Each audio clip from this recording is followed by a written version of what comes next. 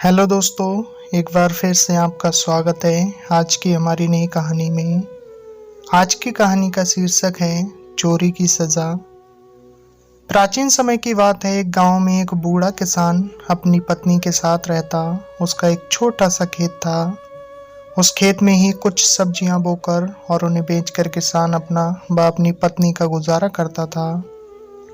एक बार किसान ने सोचा कि इस बार वह पूरे खेत में सलगम बोएगा। उसने अपनी पत्नी से पूछा, मैं सोचता हूँ कि इस बार खेत में सलगम बो दूं, तुम्हारा क्या ख्याल है? पत्नी ने कहा, सलगम की फसल अच्छी हो गई तब तो हम आराम से रह सकेंगे, वरना भोजन के भी लाले पड़ जाएंगे। मैं फसल को समय पर पानी दूंगा, खूब देखभाल करूंगा तो फसल जरूर ही अच्छी होगी, किसान ने कहा। फिर किसान ने अपनी फसल खेतों में बो दी। किसान की किस्मत अच्छी थी कि इस बार सलगम की फसल बहुत अच्छी हुई। एक दिन बूढ़ा किसान खेत पर गया तो वह देखकर हैरान रह गया कि खेत में जगह जगह सलगम के टुकड़े बिखरे पड़े हैं। उसने झुककर देखा कि ढेरों सलगम फैली पड़ी हैं, परंतु सभी के छोटे छोटे टुकड़े बचे पड़े हैं। किसान की समझ में नहीं आ रहा कि ये कैसे हो सकता है। वह सोचने लगा कि यदि कोई आदमी सलगम चुराता तो पूरी ही उठाकर ले जाता। सलगम के टुकड़े करके तो किसी ने मेरा नुकसान करने की कोशिश की है। ये काम जरूर किसी दुश्मन का है। ये सोचते सोचते वह घर पहुंचा और अपनी पत्नी से बोला, मेरी समझ में नहीं आ रहा कि हमारी दुश्मनी किससे है। उसकी पत्नी बोली, हमारी दुश्मनी तो किसी से नहीं, जरा खुलकर बताओ बात क्या है। किसान बोला, किसी ने हमारा नुकसान करने की कोशिश की है। अपने खेत में ढेरों सलगम के टुकड़े पड़े हैं, अगर कोई चुराता तो सलगम ही निकाल कर ले जाता।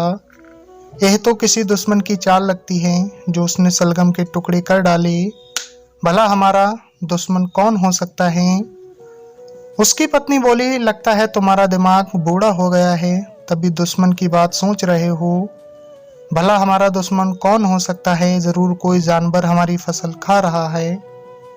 बूढ़े किसान को बुढ़िया की बात जच गई और वह रात को पहरा देने खेत पर चला गया। वह हाथ में कुल्हाड़ी लिए खेत के किनारे घास में छिप कर बैठ गया। आधी रात में अचानक भालू आया और सलगम निकाल कर कुछ खाने लगा और कुछ फेंकने लगा। किसान ने आओ देखा न ताओ अपनी कुल्हाड़ी जोर से भालू की तरफ मारी। कुल्हाड़ी भालू के पिछले पैर में लगी और उसका एक पैर कटकर गिर गया। भालू दर्द से चिल्लाता हुआ लंगड़ा कर जंगल की तरफ चल दिया। उसके जाने के बाद किसान ने भालू की टांग उठाई और घर पर आ गया। बुढ़िया टांग देखकर खुश हुई। बुढ़िया ने टांग को धोकर उसकी खाल उतार दी, उसके बालों से ऊन बुन लिया और फिर टांग का मांस पकने रख दिया। किसान और पत्नी ने जमकर मांस का आनंद लिया। उधर टांग कटने से परेशान भालू किसान से बदला लेने की सोचने लगा। वह जंगल में गया और एक पेड़ से लकड़ी तोड़कर इसकी चौथी टांग बना ली और फिर ठक ठक की आवाज के साथ चलने लगा। फिर एक दिन मौका देखकर वह सुबह को किसान के घर पहुंच गया। वह बाहर से गीत गुनगुनाने लगा, मेरी टूटी टांग मुझे तू पहचान, तूने अपाहिज मुझे बनाया, आजा आजा बाहर आजा, मुश्किल में है तेरी जान। भालू की आवाज सुनकर किसान और उसकी पत्नी थर-थर कांपने लगे।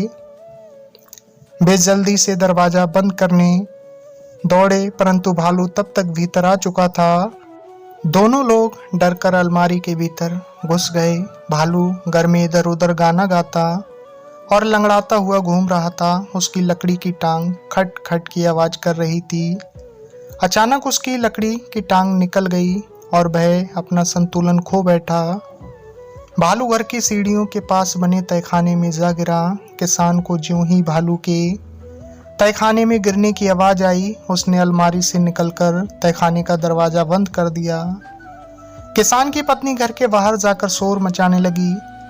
सारे पड़ोसी इकट्ठा हो गए, सबने मिलकर भालू को मार डाला। अब किसान चैन से रहने लगा और अपनी सलगम की फसल को मार्केट में अच्छे दामों में बेचने लगा। तो दोस्तों, बस इतनी सी थी ये कहानी जिसमें चोरी की सज़ा को लेकर बताया गया था। कहानी अगर आपको पसंद आई तो नीचे दिए कमेंट्स बॉक्स में अपनी राय साझा करें और बने रहें हमारे साथ इसी तरह हमारे चैनल पर। चैनल को सब्सक्राइब कर दें। मिलते हैं फिर अगली वीडियो में एक नई कहानी लेकर। आपने अपना कीमती वक्त दिया, तब तक के लिए धन्यवाद।